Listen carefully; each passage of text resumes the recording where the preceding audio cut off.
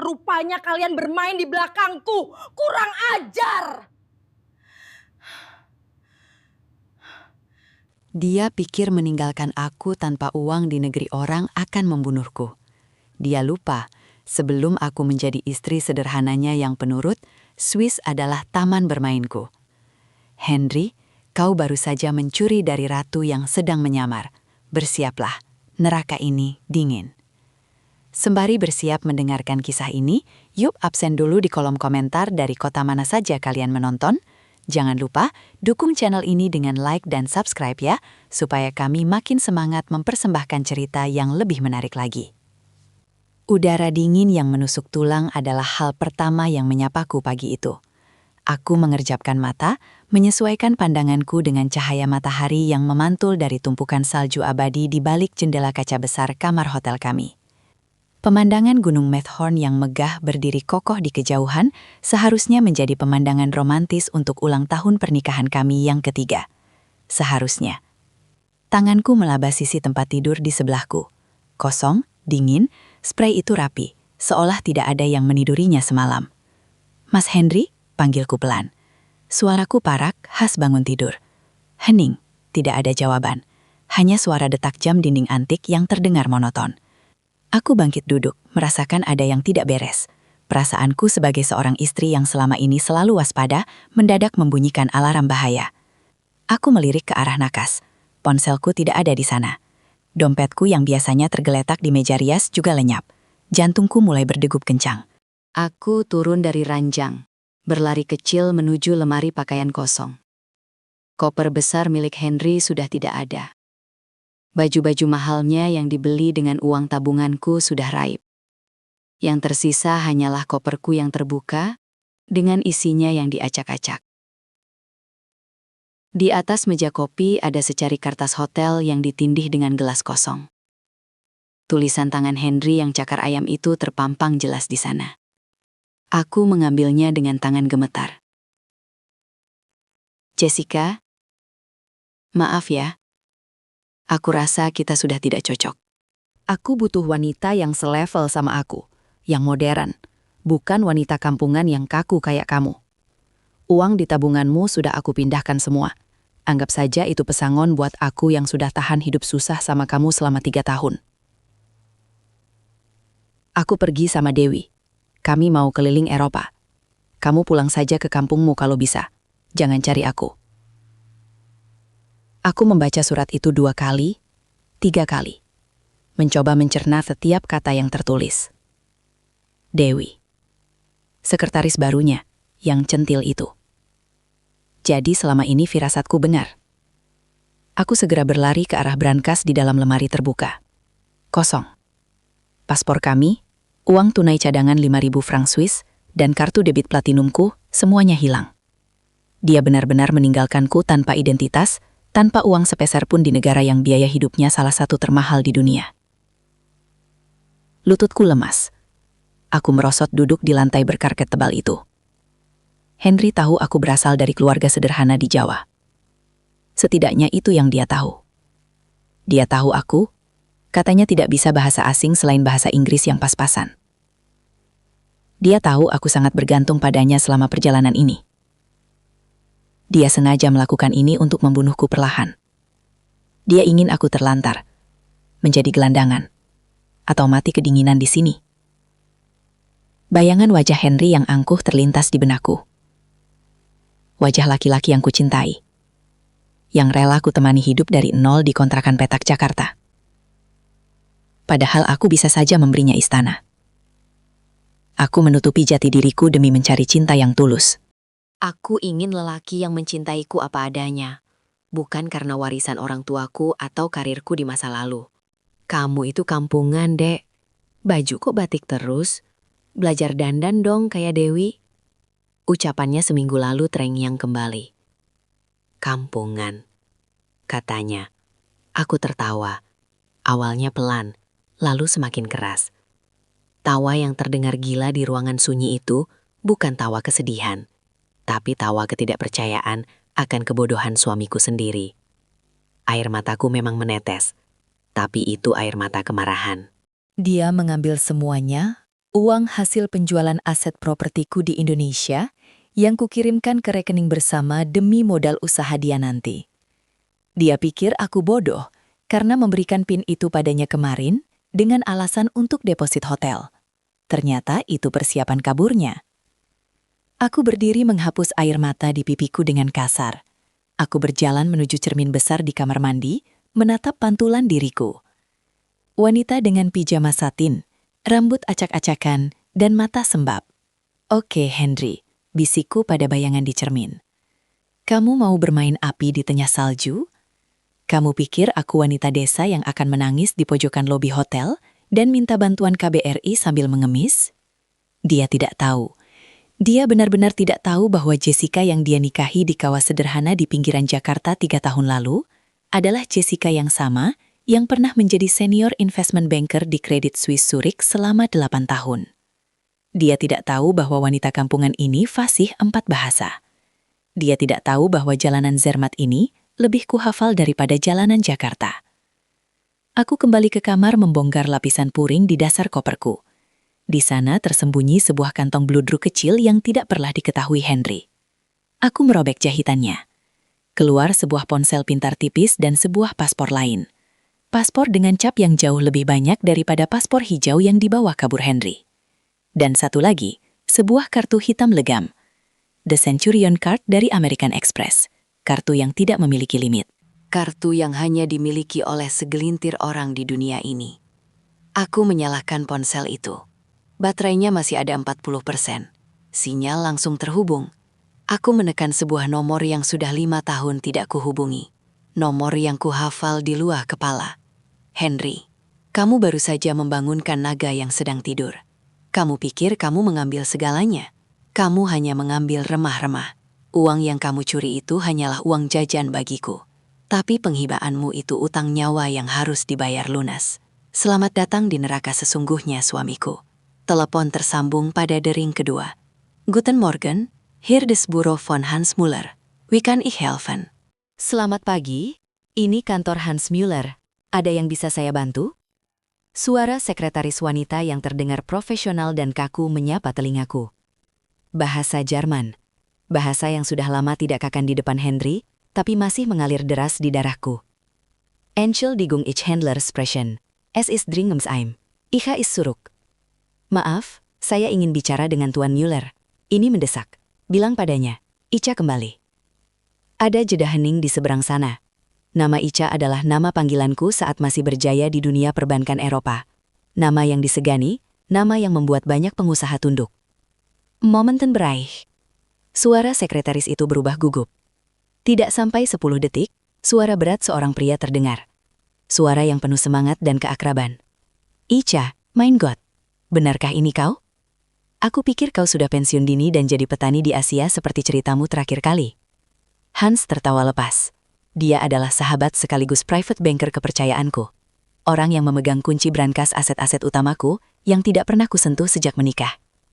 Hai Hans, senang mendengar suaramu. Jawabku kini beralih ke bahasa Inggris agar lebih cepat. Aku butuh bantuanmu sekarang. Nada suaraku yang dingin membuat tawa Hans berhenti seketika. Dia tahu, jika aku menelepon dengan nada seperti ini, artinya ada masalah besar. Apa yang terjadi? Kau di mana? Aku di Zermatt, hotel di Omnia.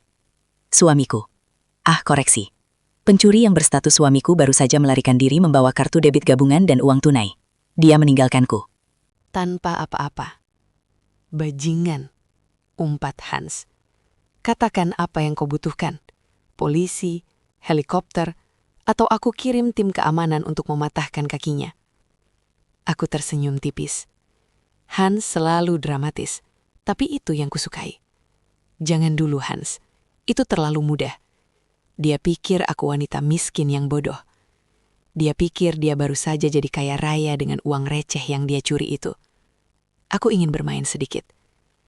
Aku berjalan ke arah jendela, menatap hamparan salju putih di luar. Aktifkan kembali semua akses rekening utamaku. Blokir akses ke Mall Ain. Blokir akses Jane account yang dia bawa. Tapi jangan sekarang. Biarkan dia merasa senang dulu 1 atau 2 hari. Biarkan dia belanja, makan enak, merasa jadi raja. Aku ingin melacak posisinya. Dimengerti? Aku akan aktifkan pelacakan GPS di kartu itu. Sistem keamanan kita bisa mendeteksi transaksinya secara real-time. Jawab Hans sigap. Kau butuh uang tunai sekarang? Ya, dan baju. Dia membawa semua bajuku yang layak pakai. Kirimkan orangmu ke sini, bawakan aku setelan yang pantas. Aku harus keluar dari kostum istri sederhana ini. Clara yang dulu harus bangkit lagi. Siap, madam. Orangku akan sampai dalam 1 jam dengan uang tunai dan butik berjalan untukmu. Nikmatilah kopimu sambil menunggu. Aku menutup telepon. Lega rasanya kembali menjadi diriku sendiri. Selama 3 tahun ini, aku menahan diri. Aku memakai daster batik murah di rumah, menawar sayur di pasar becek, dan mendengarkan celotehan mertua yang merendahkanku karena cuma ibu rumah tangga. Aku melakukan itu semua karena aku mencintai Henry. Aku pikir dia lelaki pekerja keras yang sedang merintis karir. Aku ingin menemaninya dari nol, tapi ternyata nol itu bukan hartanya, melainkan akhlaknya. 1 jam kemudian, ketukan pintu terdengar. Bukan layanan kamar. 2 orang pria berjas hitam rapi berdiri di sana mengapit seorang wanita muda yang membawa beberapa garment bag besar. Madam Jessica, sapa salah satu pria itu sambil membungkuk hormat. Tuan Hans mengirim kami. Ini uang tunai. Frank yang Anda minta, dan ini koleksi musim dingin terbaru dari Chanel dan Dior. Mereka masuk menata barang-barang itu dengan efisien. Aku mengambil uang itu. Rasanya sudah lama sekali aku tidak memegang uang sebanyak ini, tanpa harus izin pada Henry. Aku mandi, membersihkan diri dari sisa-sisa air mata dan keringat keputusasaan. Saat aku keluar dari kamar mandi, aku bukan lagi Klarisasi istri penurut.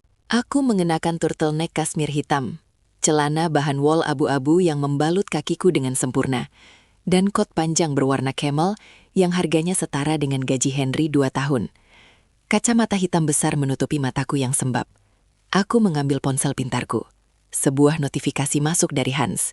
Target terdeteksi. Transaksi di butik Louis Vuitton, Bahnhofstrasse, Zurich.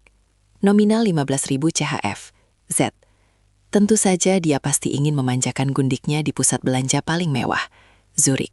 Gumamku. Tunggu aku sayang. Aku menoleh pada kepala pengawal yang dikirim Hans. Siapkan mobil kita ke Zurich sekarang. Dan hubungi manajer butik LV di sana. Katakan teman lama mereka Ica ingin melihat rekaman CCTV toko 1 jam terakhir. Baik, madam. Mobil Rolls-Royce Phantom. Anda sudah siap di lobi. Aku melangkah keluar dari kamar hotel itu tanpa menoleh lagi ke belakang. Tidak ada lagi koper yang berantakan. Tidak ada lagi surat perpisahan menyedihkan itu. Surat itu sudah kubakar di asbak. Saat lift membawaku turun ke lobi, aku membayangkan wajah Henry saat dia menyadari bahwa dia tidak sedang berlari menjauhiku, melainkan sedang berlari masuk ke dalam perangkapku. Dia mencuri dari rekening tabungan yang isinya cuma 200 juta rupiah. Uang yang kami kumpulkan susah payah dari gaji dia dan hasil jualan kueku. Bagi dia itu banyak, tapi dia tidak tahu. Di rekening hitam yang baru saja kuaktifkan, ada saldo jutaan euro yang siap kugunakan untuk menghancurkan hidupnya sampai ke akar-akarnya. Perjalanan ke Zurich memakan waktu sekitar 3 jam lebih. Cukup waktu untuk menyusun skenario. Aku tidak akan langsung menangkapnya. Oh tidak. Itu tidak seru. Aku akan membiarkan dia terbang tinggi setinggi-tingginya sampai dia lupa cara menapak tanah. Lalu saat dia berada di puncak euforia, aku akan memotong sayapnya. Aku duduk di kursi belakang mobil mewah itu, menyesap campa yang disediakan. Pemandangan pegunungan Alpen yang indah melintas di jendela. Dulu aku bermimpi melihat ini bersama Henry, bergandengan tangan, minum coklat panas berdua. Sekarang aku melihat pemandangan ini sendirian dengan segelas alkohol mahal, bersiap untuk menjadi janda kaya raya yang paling bahagia di dunia. Nikmatilah belanja tas barumu, Dewi, bisikku pada gelas kristal di tanganku, karena sebentar lagi kamu bahkan tidak akan mampu membeli kantong plastik. Mobil Rolls-Royce Phantom hitam yang kutumpangi meluncur mulus membelah jalanan kota Zurich. Di dalam kabin yang kedap suara dan beraroma kurit mahal ini, aku duduk bersila kaki sambil memegang tablet. Di layar itu terpampang rekaman CCTV real-time yang diretas secara legal oleh tim keamanan Hans dari sebuah butik di Bahnhofstrasse, jalan paling mahal di dunia. Aku melihat mereka. Henry, suamiku, atau lebih tepatnya calon mantan suamiku, sedang berdiri di depan cermin mencoba jaket kulit seharga 5.000 franc. Di sebelahnya Dewi, wanita yang selama ini kukenal sebagai sekretarisnya yang sopan dan santun, kini bergelayut manja di lengannya sambil menenteng 2 tas belanja besar berwarna oranye.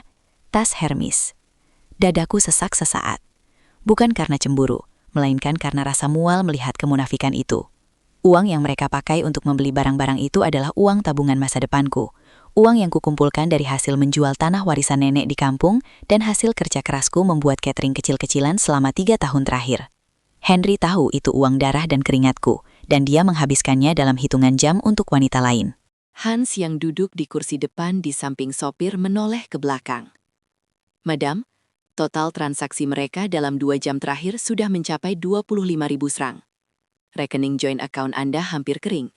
Apakah kita bukukan sekarang? Tanyanya. Jarinya siap menekan tombol di laptopnya. Aku menatap layar tablet itu lekat-lekat. Aku melihat Dewi tertawa lebar, lalu mengatakan sesuatu pada Henry.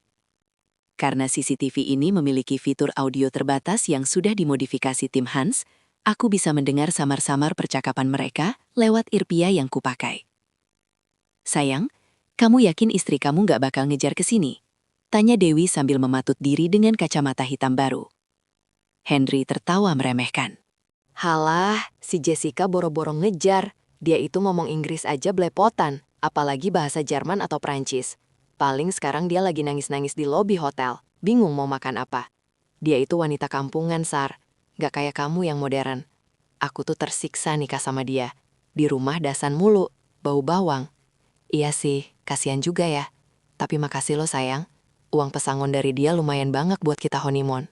Timpal Dewi sambil mencium pipi Henry. Tanganku mencengkeram tablet itu hingga buku-buku jariku memutih. Bau bawang katanya. Padahal aku memasak setiap hari karena dia yang minta. Dia bilang masakan rumah lebih sehat dan hemat. Ternyata itu yang dia katakan di belakangku. Jangan Hans, jawabku dingin, memutus lamunanku. Jangan dibekukan sekarang. Biarkan sampai tetes terakhir. Biarkan mereka merasa memiliki dunia ini. Tapi uang Anda, madam? Itu uang kecil, Hans. Anggap saja biaya tiket masuk pertunjukan sirkus. Potongku. Cek kemana tujuan mereka selanjutnya. Aku dengar Henry memesan hotel di St. Moritz. Hans mengetik cepat. Benar, mereka baru saja booking presidential suite di Badrut Palace Hotel St. Moritz untuk 3 malam. Harganya fantastis. Mereka menggunakan kartu kredit Black Card milik Anda yang dicuri itu untuk deposit. Aku tersenyum miring. St. Moritz, tempat bermain para miliarder dan bangsawan Eropa saat musim dingin. Tempat di mana mantel bulu dan berlian adalah seragam wajib. Henry benar-benar ingin bermain peran sebagai orang kaya baru. Dia tidak tahu. Dia sedang masuk ke kandang singa. Badrut Palace, gumamku. Kebetulan sekali pemilik hotel itu kenalan lamaku. Dulu aku yang membantu restrukturisasi aset keluarganya. Aku menatap Hans lewat spion tengah. Hans, hubungi manajemen hotel.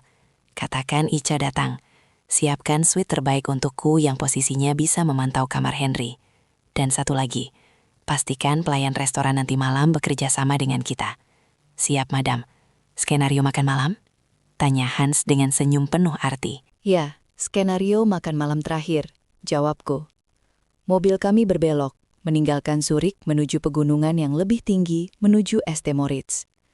Aku membayangkan Henry dan Dewi yang sedang mabuk kepayang di dalam kereta api atau mobil sewaan mereka tertawa di atas penderitaanku.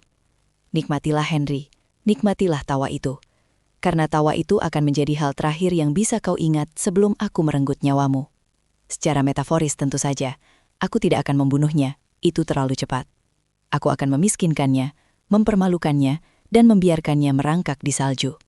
Tikus yang mabuk kepayang biasanya lupa bahwa keju yang paling lezat selalu ada di atas perangkap yang paling mematikan. Dan perangkap itu sudah terbuka lebar menunggu langkah kaki mereka yang sombong. Malam di St. Moritz begitu gemerlap. Lampu-lampu dari hotel dan calet mewah berpendar di tengah hamparan salju putih, menciptakan suasana magis yang hanya bisa dinikmati oleh mereka yang berkantong tebal. Di restoran utama Hotel Badrut Palace, suasana hangat dan elegan menyambut para tamu. Denting gelas kristal, alunan piano lembut, dan aroma trufla yang mahal memenuhi udara. Aku duduk di meja sudut yang agak tersembunyi, terlindung oleh pilar besar dan tanaman hias. Posisiku strategis, bisa melihat ke seluruh penjuru ruangan tanpa terlihat mencolok. Aku mengenakan gaun malam vintage berwarna merah marun, dipadukan dengan perhiasan berlian sederhana namun mencolok. Rambutku yang biasanya diikat cepol ibu-ibu, kini digerai bergelombang indah, hasil karya penata rambut yang dibawa Hans.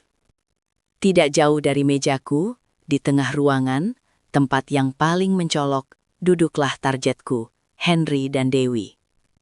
Mereka terlihat sangat kontras dengan tamu-tamu lain. Tamu lain makan dengan tenang, berbicara pelan, dan bersikap elegan. Henry dan Dewi, mereka sibuk berfoto selfie dengan makanan, tertawa keras-keras, dan memanggil pelayan dengan nada memerintah yang kasar. Nora, benar-benar definisi OKB, orang kaya baru yang memalukan. Mas, ini kaviarnya enak banget. Kita pesan lagi ya. Seru Dewi manja. Suaranya terdengar sampai ke mejaku. Pesan aja sayang. Apa sih yang gak buat kamu? Sikat semua menu yang paling mahal, biar si Jessica nangis darah kalau tahu duitnya kita pakai makan beginian. Jawab Henry sombong, sambil menuangkan wine ke gelasnya. Dia memakai jas yang baru dibelinya tadi siang, tapi cara dia memegang gelas wine itu salah total, seperti memegang gelas cendol. Aku melihat Hans yang berdiri di dekat pintu masuk, menyamar sebagai tamu lain. Dia memberiku kode mata. Semua siap, gak usah dicek, gesek aja. Katanya sambil mengeluarkan kartu debit platinumku dari dompet barunya. Kartu itu berwarna perak mengilap. Pelayan itu, seorang pria Italia yang sudah diinstruksikan oleh Hans, mengambil kartu itu dengan sopan dan membawanya ke mesin edisi portabel di meja. Henry tersenyum pada Dewi. Habis ini kita ke Asinoya, yang aku lagi merasa beruntung banget hari ini. Pelayan memasukkan kartu, menunggu beberapa detik. Bip. Wajah pelayan itu berubah sedikit bingung. Dia mencoba lagi. Bip. Mesin edis memuntahkan struk kecil dengan tulisan merah. Maaf tuan, ucap pelayan itu sopan, namun suaranya cukup keras. Kartu Anda ditolak. Keterangannya refer to isware, atau dana tidak mencukupi. Senyum di wajah Henry luntur seketika. Hah? Nggak mungkin. Saldonya masih banyak. Ratusan juta. Coba lagi. Mesin kamu kali yang rusak. Pelayan itu mencoba sekali lagi dengan sabar. Hasilnya sama. Tetap ditolak, tuan. Apa ada kartu lain? Dewi mulai gelisah. Dia melihat ke kiri dan ke kanan, menyadari beberapa tamu meja sebelah mulai melirik ke arah mereka. Mas, kok bisa ditolak sih? Kamu bilang uangnya sudah kamu pindahin semua. Iya, beneran. Tadi siang buat belanja di Zurich bisa kok. Henry mulai panik. Keringat dingin mulai muncul di dahinya. Dia merogos akuku mengeluarkan kartu kredit juga milikku yang dia curi. Pakai yang ini limitnya gede. Pelayan menggesek kartu kedua. Bip, maaf tuan, ini juga bloket. Kartu ini dilaporkan hilang oleh pemiliknya. Henry pucat pasi. Dilaporkan hilang? Nggak mungkin, Jessica kan. Tepat saat itu ponsel Henry, yang sebenarnya ponsel lamaku yang dia ambil, bergetar di atas meja. Sebuah pesan masuk. Layar ponsel itu menyala terang, menampilkan notifikasi pop-up yang bisa dibaca oleh Dewi juga. Pengirim, my wife, isi pesan, nikmati makan malam terakhirmu sayang. Semoga caviarnya tidak tersangkut di tenggorokan saat kamu sadar kamu tidak punya uang untuk membayarnya. Henry terlonjak dari kursinya, seolah kursi itu terbakar. Dia menatap ponsel itu dengan horor. Dewi memaki kecil membaca pesan itu. Mas, dia tahu, Jessica tahu kita di sini. Desi, Dewi panik. Dan dia blokir kartunya. Bayar pakai uang tunai mas, buruan. Henry merogoh dompetnya dengan tangan gemetar. Dia mengeluarkan sisa uang tunai franc Swiss yang dia tarik tadi pagi. Dia menghitungnya cepat, wajahnya makin pucat. Kurang sar, tagihannya 800 franc. Uang tunai tinggal 300, sisanya kan tadi dipakai belanja tas kamu. Apa? Dewi melotot. Terus gimana? Masa aku harus balikin tasnya? Manajer restoran kini datang menghampiri meja mereka. Wajahnya dingin dan tegas, tidak ada senyum ramah lagi. Ada masalah tuan? Tanyanya dalam bahasa Inggris yang kaku. Ini kartu saya bermasalah. Sistem bank saya di Indonesia kayaknya error. Gagap Henry. Keringatnya kini bercucuran membasahi jas mahalnya. Bisa saya bayar besok pagi? Saya tamu hotel ini kok. Kamar 305. Manajer itu mengecek tabletnya. Kamar 305. Maaf tuan, deposit kamar itu menggunakan kartu yang sama yang baru saja ditolak. Jadi status kamar Anda juga fade. Batal. Secara teknis, Anda bukan tamu kami lagi jika tidak bisa memberikan jaminan pembayaran sekarang. Duniaku terasa begitu indah melihat pemandangan ini. Henry yang angkuh kini menciut seperti kerupuk disiram air. Dewi yang tadi sok nyonya besar, kini menunduk malu menutupi wajahnya dengan menu makanan. Kami tidak bisa memberikan hutang. Lanjut manajer itu tegas. Jika Anda tidak bisa membayar sekarang, kami terpaksa memanggil polisi atas tuduhan penipuan jasa. Polisi jangan, teriak Henry. Oke, saya tinggalkan jaminan. Ini jam tangan saya. Ini Rolex asli. Henry melepas jam tangannya dengan panik. Jam tangan yang dia beli KW di Manggai, tapi dia akui asli. Manajer itu melihat jam tangan itu sekilas dengan tatapan merendahkan yang sangat menusuk. Kami tahu barang palsu saat melihatnya, Tuan. Ini tidak ada harganya. Tamu-tamu lain mulai tertawa kecil. Bisik-bisik terdengar riuh. Laki-lakinya pakai Rolex palsu, perempuannya doang gaya. Ternyata nggak punya duit, memalukan sekali. Wajah Dewi merah padam. Dia berdiri menyambar tas Hermisnya. Mas, kamu bikin malu aku. Katanya kaya, bayar makan aja nggak becus. Sar, tunggu, jangan marah dulu. Pinjam uang kamu dulu dong. Mohon Henry menarik tangan Dewi. Nggak bawa, dompetku di koper. Dewi menepis tangan Henry. Di sudut ruangan, aku menyesap wine terakhirku. Rasanya manis sekali. Aku memberi kode pada Hans. Cukup untuk malam ini. Manajer itu akhirnya berkata, "Baiklah, karena Anda tidak bisa bayar, kami akan menahan semua barang belanjaan yang Anda bawa sekarang sebagai jaminan sementara. Dan Anda dilarang meninggalkan area lobi hotel sampai tagihan lunas. Security akan mengawasi Anda." "Apa? Tas Hermisku?" jerit Dewi. "Silahkan serahkan Nona atau kantor polisi," ancam manajer.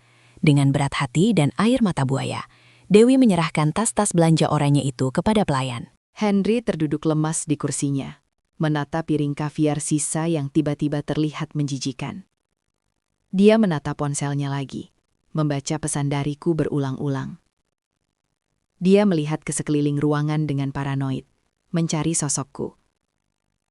Tapi aku sudah berdiri berjalan anggun menuju pintu keluar lewat jalur belakang yang sepi. Belum, Henry. Aku belum akan menampakkan diri. Malam ini kamu tidur dalam ketakutan dan rasa malu. Besok-besok adalah puncak dari segalanya. Aku melangkah keluar restoran, menghirup udara malam pegunungan yang segar. "Permainan bagus, Clara," bisik Hans di sampingku. "Baru babak pertama, Hans," jawabku sambil tersenyum. "Pastikan mereka tidak bisa kabur malam ini. Sita paspor mereka lewat jalur resepsionis dengan alasan pemeriksaan imigrasi rutin." "Beres, Madam." Pagi di St. Moritz menyambut Henry dan Dewi dengan kenyataan yang pahit. Setelah diusir secara halus dari kamar mewah mereka karena pembayaran yang gagal dan paspor mereka diamankan oleh pihak hotel dengan alasan pemeriksaan imigrasi yang mencurigakan, mereka kini terdampar di area umum. Mereka tidak bisa pergi jauh karena tidak punya identitas, dan uang tunai mereka menipis drastis. Sisa uang 300 franc yang ada di saku Henry tidak akan cukup untuk membeli tiket kereta keluar dari Swiss. Apalagi membayar hotel lain di musim liburan peak season seperti ini. Aku memantau pergerakan mereka dari balkon suiteku yang hangat. Mereka duduk di pojok kafe lobi berbagi satu kuasang dan satu kopi. Pemandangan yang menyedihkan untuk pasangan yang baru kemarin merasa memiliki dunia. Wajah Dewi terlihat kusam tanpa make-up tebalnya. Sebagian besar alat kosmetiknya tertinggal di koper yang masih ditahan hotel. Henry tampak kusut. Matanya liar mencari celah untuk kabur atau mencari bantuan. Hans masuk ruangku dengan senyum lebar. "Madam, umpan sudah dimakan." Mereka baru saja bertanya pada concierge tentang acara malam ini. "Bagus," jawabku, sambil menyesap teh Earl Grey. Mereka pasti berpikir Winter Charity Gala malam ini adalah kesempatan emas untuk mencari mangsa baru atau meminjam uang dari orang kaya yang mabuk. Malam ini, Badrut's Palace mengadakan pesta amal tahunan paling bergengsi di Eropa.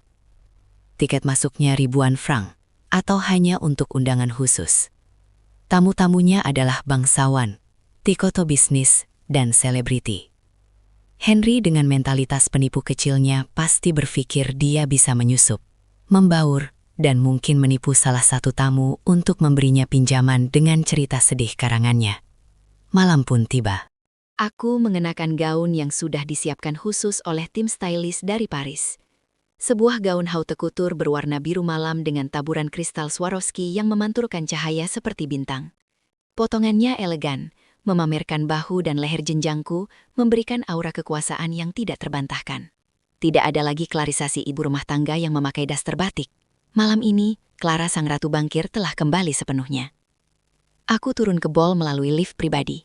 Suara musik orkestra sayup-sayup terdengar. Di bawah sana, Henry dan Dewi ternyata benar-benar nekat. Mereka berhasil menyelinap masuk saat penjagaan sedang lengah di pintu samping dapur. Sebuah celah keamanan yang sengaja kukeluarkan terbuka atas instruksiku pada kepala keamanan. Mereka mengenakan pakaian terbaik mereka yang tersisa, jas Henry yang sudah agak kusut dan gaun pesta Dewi yang terlalu terbuka untuk acara sekelas ini. Mereka terlihat gelisah, namun mata mereka lapar menatap perhiasan yang dikenakan para tamu. Aku berdiri di balik tirai bludru di lantai mezanin, mengamati mereka. Lihat tuh mas, orang kaya semua, bisik Dewi, matanya berbinar rakus. Coba kamu deketin bapak-bapak tua itu, bilang aja dompet kita dicopet dan kita butuh pinjaman buat balik ke Indo, nanti kita ganti. Iya sabar, aku lagi nyari momen, jawab Henry gugup. Dia mengambil gelas champagne dari nampan pelayan yang lewat, mencoba terlihat natural, tapi tangannya gemetar. Tiba-tiba lampu ruangan meredup. Sorot lampu sorot terpusat ke arah tangga utama yang megah. MC acara, seorang selebriti terkenal Swiss, naik ke panggung. Hadirin sekalian, suara MC menggema. Malam ini adalah malam yang istimewa.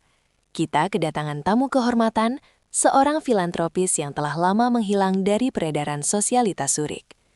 Namun, kedermawanannya tetap mengalir. Mari kita sambut donatur utama yayasan kita malam ini, Madam Icha. Musik orkestra memainkan nada grand entrance.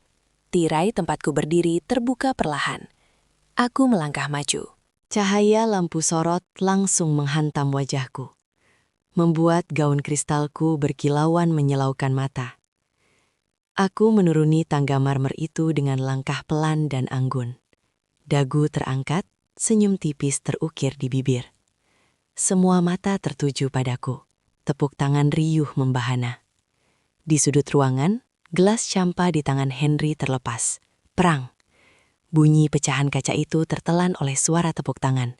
Tapi aku bisa melihatnya. Mulut Henry menganga lebar, matanya hampir keluar. Dewi di sebelahnya membeku. Tangannya menutup mulut yang tak percaya. Mereka melihatku, tapi mereka tidak melihat. Istri kampungan yang biasa mereka hina. Mereka melihat sosok wanita yang dipuja oleh elit Eropa. Wanita yang berjalan dengan kepercayaan diri seorang ratu. Itu Jessica, desis Henry. Suaranya terdengar jelas di telingaku berkat mikrofon terarah yang dipasang tim keamanan di dekat posisi mereka. Nggak mungkin mas, Jessica kan? Dewi gagap. Otaknya menolak memproses bahwa wanita di tangga itu adalah wanita yang sama yang dia sebut bau bawang. Aku sampai di dasar tangga. Beberapa pria berjas mahal langsung menghampiriku, mencium tanganku, menyapaku dengan hormat. Bonir, Icha. Raffianti George. Selamat malam, Icha.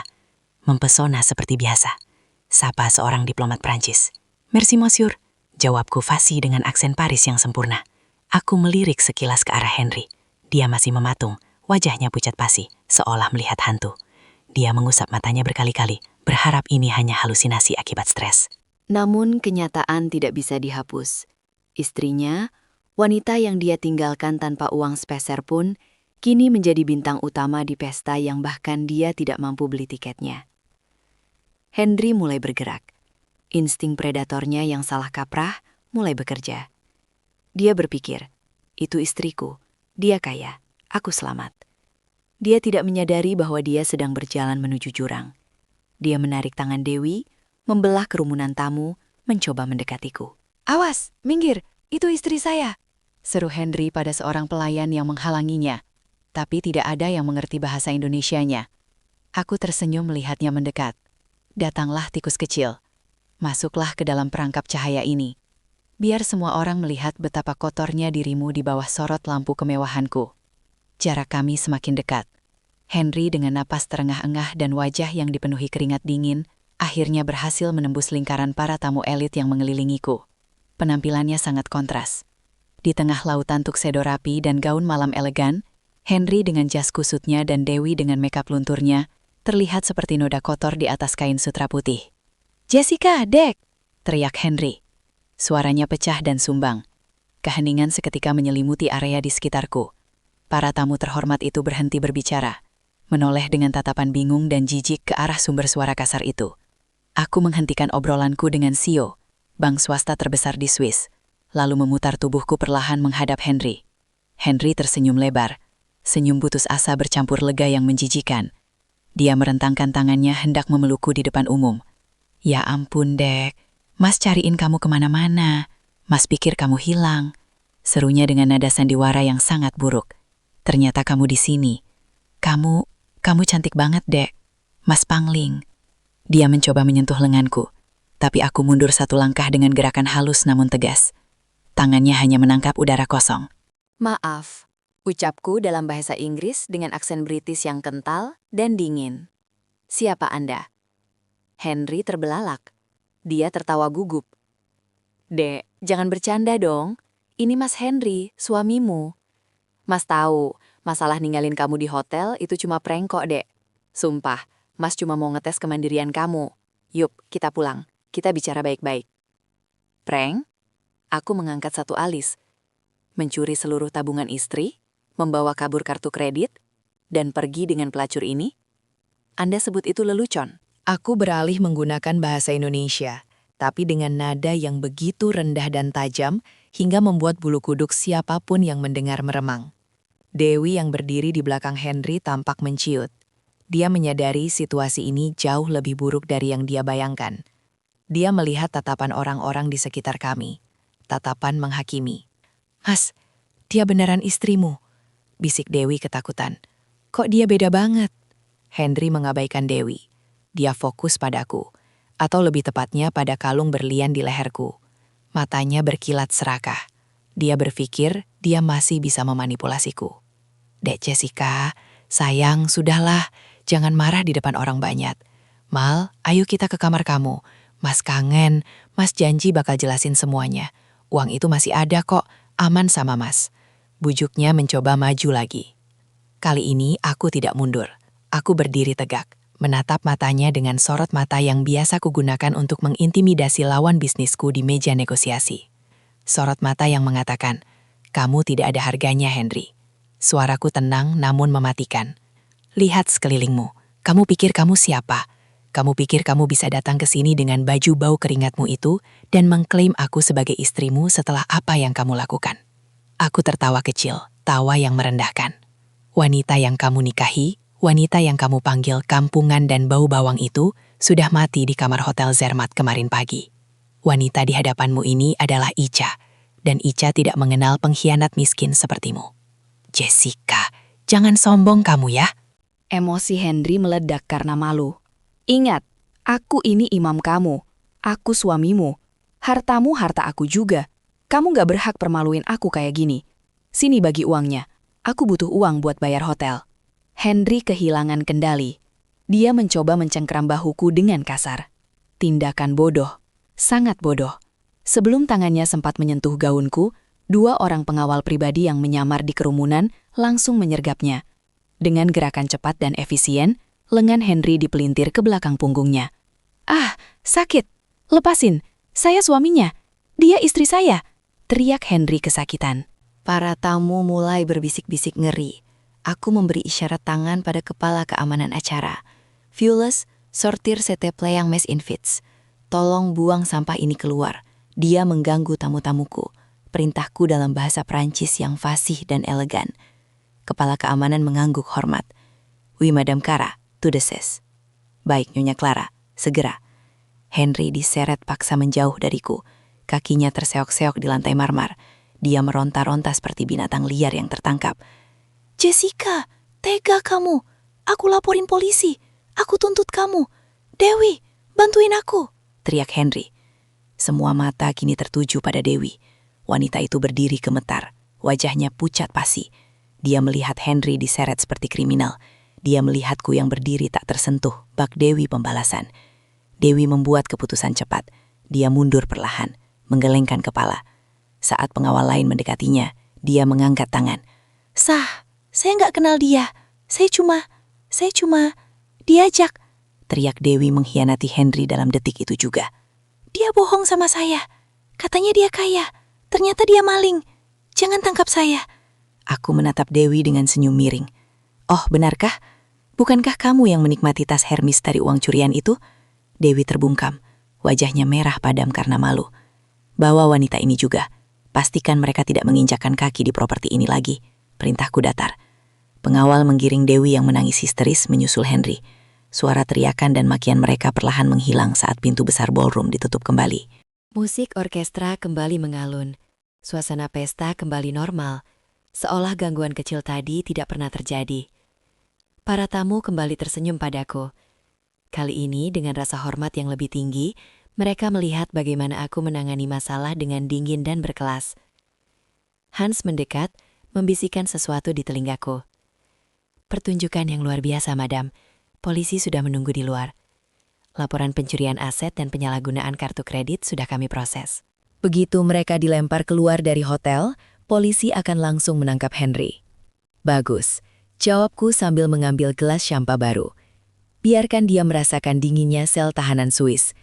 Di sana tidak ada pemanas ruangan sehangat pelukanku yang dulu dia sia-siakan. Aku berjalan menuju balkon, menatap langit malam yang gelap. Hatiku terasa kosong, tapi juga bebas.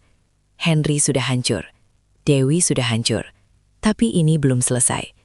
Aku ingin melihat wajah Henry saat dia menyadari bahwa dia tidak akan bisa pulang ke Indonesia, dan bahwa satu-satunya orang yang bisa menyelamatkannya adalah wanita yang baru saja dia hianati. Besok aku akan mengunjunginya di penjara.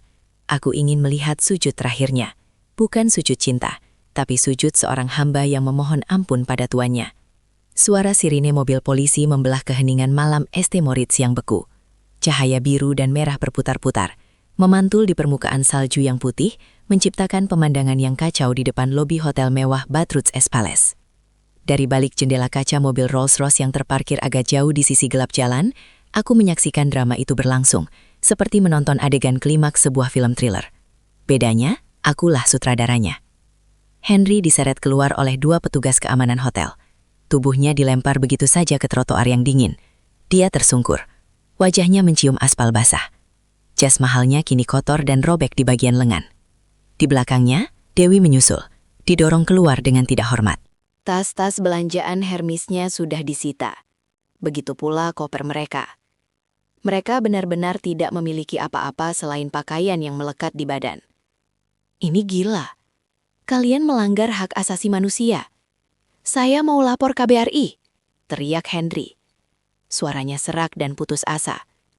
Uap putih keluar dari mulutnya setiap kali dia berteriak, menandakan betapa dinginnya suhu malam itu. 5 derajat Celcius. Diam, bentak salah satu polisi Swiss yang baru saja turun dari mobil patroli. Polisi itu, Inspektur Weber, adalah kenalan Hans. Dia berjalan menghampiri Henry dengan borgol di tangan. Tuan Henry Pratama, tanya Inspektur Weber dalam bahasa Inggris yang tegas. Iya, itu saya, Pak Polisi. Tolong saya. Istri saya gila. Dia menjebak saya. Henry mencoba bangkit, mengadu seperti anak kecil. Anda ditahan atas tuduhan pencurian identitas, penyalahgunaan kartu kredit, dan pencurian aset likuid milik Nyonya Jessica Van Houten, senilai 200.000 frank. Ucap Inspektur Weber dingin, sambil memutar tubuh Henry dan memasangkan borgol besi yang dingin ke pergelangan tangannya. Van Houten, siapa itu? Istri saya namanya Jessica Putri, dia orang kampung. Henry meronta. Dia bahkan tidak tahu nama belakang keluarga angkatku di Eropa yang kusembunyikan selama ini. Itu nama legal korban di yurisdiksi ini. Anda berhak diam. Segala perkataan Anda akan digunakan di pengadilan. Klik. Borgol terkunci. Di sampingnya, Dewi melihat pemandangan itu dengan horor. Dia mundur perlahan, giginya gemeretuk karena kedinginan dan ketakutan. Dia sadar Henry sudah tamat. Dan sebagai wanita yang selalu mencari inang yang kuat, dia tahu saatnya untuk melompat dari kapal yang karam. Sar, Dewi, bantuin aku, telepon keluargamu, pinjam uang buat jaminan, teriak Henry pada selingkuhannya itu. Dewi menatap Henry dengan pandangan jijik yang luar biasa. Tatapan yang sama, yang dulu sering Henry berikan padaku saat aku memakai daster di rumah. Bantu kamu gila, sentak Dewi. Kamu bilang kamu kaya, kamu bilang istrimu bodoh, ternyata kamu yang bodoh, kamu kriminal. Henry, aku nggak mau ikut-ikutan. Kita kan saling cinta. Cinta gundulmu. Dewi meludah tepat di depan sepatu Henry. Aku mau sama kamu karena aku pikir kamu punya masa depan. Ternyata kamu cuma parasit. Jangan sebut namaku lagi, aku jijik. Dewi berbalik badan memeluk tubuhnya sendiri yang menggigil karena gaun malamnya yang tipis tidak mampu menahan angin pegunungan. Dia berjalan cepat menjauh dari TKP. Entah mau kemana, mungkin mencari mangsa baru, atau mungkin berakhir di kantor imigrasi untuk dideportasi. Aku tidak peduli. Nasib pelakor tidak ada dalam daftar prioritas balas dendamku. Henry menatap kepergian Dewi dengan mulut menganga. Pengkhianatan dibalas pengkhianatan. Rasanya pasti nikmat sekali. Bukan, Henry? Ditinggalkan saat sedang jatuh-jatuhnya. Persis seperti yang kau lakukan padaku pagi itu di Zermatt. Polisi mendorong kepala Henry masuk ke dalam mobil patroli. Sebelum pintu ditutup, Henry sempat menoleh ke arah kegelapan. Tepat ke arah mobilku terparkir, seolah instingnya tahu aku ada di sana. Tatapannya penuh ketakutan, amarah, dan permohonan yang bercampur aduk. Aku menaikkan kaca jendela mobilku. Jalan, Hans. Pertunjukan selesai. Perintahku datar. 3 hari kemudian, sel tahanan kepolisian East Moritz jauh dari kata mewah. Meski ini Swiss, ruangannya bersih, berdinding beton abu-abu, dengan satu tempat tidur gantung dari besi dan toilet terbuka di sudut. Tidak ada pemanas ruangan yang nyaman seperti di hotel. Udaranya lembab dan menusuk tulang. Henry duduk meringkuk di sudut sel, memeluk lututnya. Dia masih mengenakan kemeja yang sama dengan malam pesta itu. Kini sudah kusut, bau keringat, dan bernoda.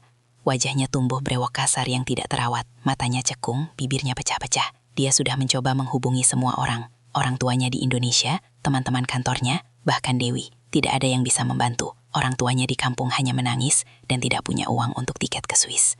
Teman-temannya memblokir nomornya, begitu tahu dia terlibat kasus kriminal di luar negeri. Dan Dewi, nomornya sudah tidak aktif. Henry benar-benar sendirian, terisolasi di negara asing, dengan bahasa yang tidak dia mengerti, dan sistem hukum yang tidak mengenal kompromi. Pintu sel berdenting terbuka. Seorang sipir berbadan besar masuk. "Pratama, ada kunjungan," katanya singkat. Mata Henry berbinar seketika. Harapan, secercah harapan. Mungkin orang tuanya jual tanah. Mungkin KBRI datang membantu. Dengan langkah tertatih karena kakinya kaku kedinginan, Henry mengikuti sipir menuju ruang kunjungan. Jantungnya berdebar kencang. Dia berdoa dalam hati, berjanji akan melakukan apa saja asalkan bisa keluar dari tempat terkutuk ini. Sipir membuka pintu ruang kunjungan. Di sana, duduk di balik meja kaca pemisah adalah sosok yang paling tidak dia harapkan, namun paling dia butuhkan. Aku duduk dengan postur tegak, mengenakan trench coat Burberry berwarna krem. Syal sutra Hermes melilit leherku, dan kacamata hitam yang kulepas perlahan saat dia masuk di atas meja. Aku meletakkan tas tangan Chanel hitamku, kontras sekali dengan Henry yang terlihat seperti gelandangan. Henry terpaku di ambang pintu, kakinya lemas. "Jessica," bisiknya. Suaranya pecah menahan tangis. Aku menatapnya tanpa ekspresi. "Duduk Henry, waktu tidak banyak. Jet pribadiku akan lepas landas 1 jam lagi." Kata jet pribadi menghantam Henry seperti palu godam. Dia berjalan gontai, menarik kursi besi di hadapanku dan duduk. Bau apak menguar dari tubuhnya membuatku sedikit mengernyitkan hidung. "Deh," Henry memulai. Air mata mulai mengalir di pipinya yang kotor. "Deh, tolong mas gak kuat di sini. Dingin deh, makanannya gak enak. Mas tidur di lantai. Tolong keluarin mas janji bakal lakuin apa aja. Kita pulang ya, kita ulang dari awal." Aku mendengarkan rintihannya dengan hati yang membatu. Dulu setetes air matanya saja sudah cukup membuatku rela memberikan segalanya. Dulu saat dia bilang capek kerja, aku yang memijat kakinya. Sekarang melihatnya menangis darah pun, aku tidak merasakan apa-apa selain kepuasan hampa. "Ulang dari awal," tanyaku dengan nada sinis. "Maksudmu aku harus kembali jadi wanita bodoh yang kamu tipu? Kembali masak di dapur sempit, sementara kamu chat mesra dengan wanita lain? Kembali menabung uang receh demi membelikanmu jam tangan. Padahal aku bisa membeli pabrik jam tangannya." Henry menunduk, dahunya terguncang. "Mas hilaf, Dek. Mas digoda setan." "Jangan salahkan setan, Henry. Setan pun minder melihat kelakuanmu." "Potongku tajam. Kamu yang merencanakan ini semua. Kamu curi ATM-ku, kamu minta PIN dengan tipu daya, kamu tinggalkan surat itu. Kamu orang kampung, pulang saja ke Indonesia kalau bisa. Masih ingat?" Henry terisak semakin keras. Itu mas cuma emosi. Mas nggak sungguh-sungguh." "Tapi aku sungguh-sungguh. Henry," kataku sambil mencondongkan tubuh ke depan. "Aku sungguh-sungguh saat aku bilang aku mencintaimu dulu. Aku rela meninggalkan karirku di Zurich, meninggalkan apartemenku yang menghadap danau, meninggalkan gaji miliaran rupiahku, hanya untuk menjadi istri sederhana bagimu. Aku ingin tahu rasanya dicintai tanpa embel-embel harta." Mata Henry membelalak lebar. Kamu miliaran?" "Yah, selama 3 tahun ini kamu tidur di sebelah tambang emas yang menyamar jadi batu kali. Dan apa yang kamu lakukan? Kamu menendang batu itu karena kamu pikir ada kerikil lain yang lebih berkilau." Aku tertawa kecil. "Betapa bodohnya kamu, Mas. Kalau saja kamu setia, kalau saja kamu sabar sedikit lagi, hari ini mungkin kita sedang minum champagne di atas Maldives, bukan berhadapan di penjara Swiss. Henry mencengkram rambutnya sendiri, menyadari kerugian maha dahsyat yang baru saja dia ciptakan karena keserakahannya. Dia tidak hanya kehilangan istri, dia kehilangan tiket menuju kehidupan raja yang selalu dia impikan. Maafin Mas D, Mas mohon, Mas bodoh, Mas binatang. Henry mulai meracau. Tolong kasih Mas kesempatan kedua. Mas bakal sujud di kaki kamu seumur hidup. Mas bakal jadi pembantu kamu. Jangan tinggalin Mas di sini. Aku melirik jam tangan Cartier di pergelangan tanganku. Waktumu habis, Henry. Aku kesini bukan untuk membebaskanmu. Aku kesini untuk mengucapkan selamat tinggal. Mendengar kata perpisahan itu, pertahanan Henry runtuh total. Dia tidak peduli lagi pada harga dirinya sebagai laki-laki. Dia tidak peduli pada sipir yang menonton di sudut ruangan. Henry meluncur dari kursinya. Dia menjatuhkan dirinya ke lantai beton yang dingin. Dia merangkak di bawah meja, mencoba meraih kakiku yang berbalut sepatu boot kulit mahal. Jangan pergi, teriaknya histeris. Dia bersujud, benar-benar bersujud. Dahinya menempel di ujung sepatuku.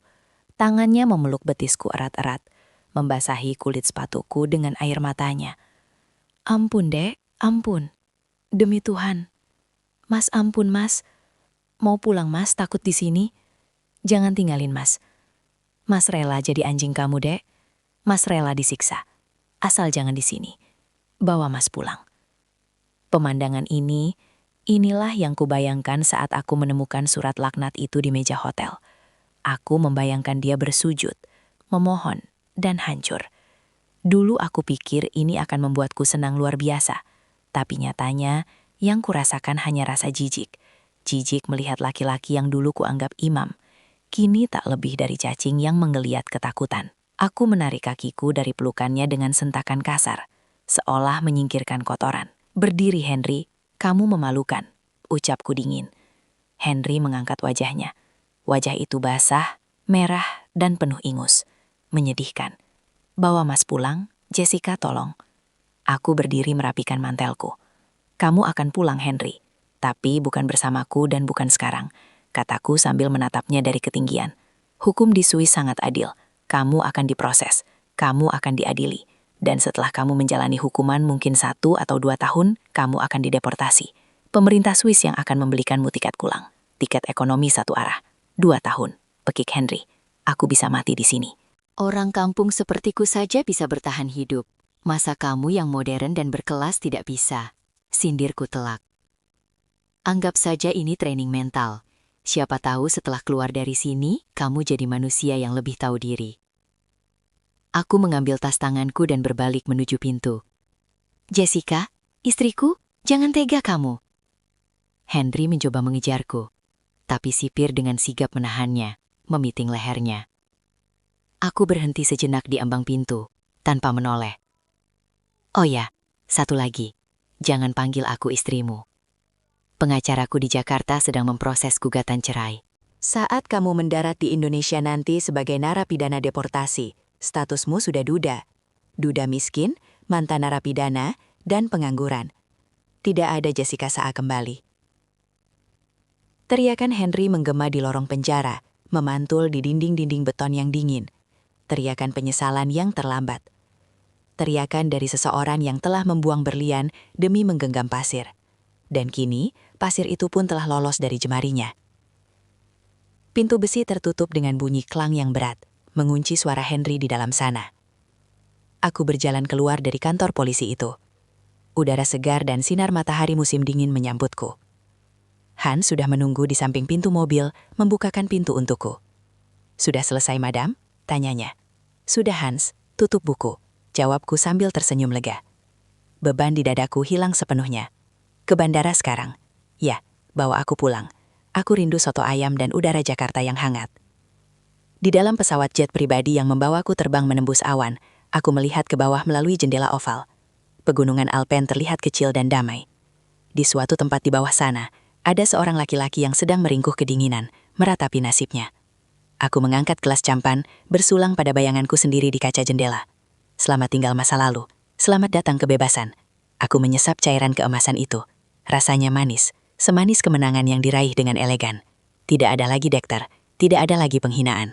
Mulai hari ini, Jessica akan hidup sebagai ratu di istananya sendiri. Dan tidak akan ada lagi yang berani menganggapnya debu.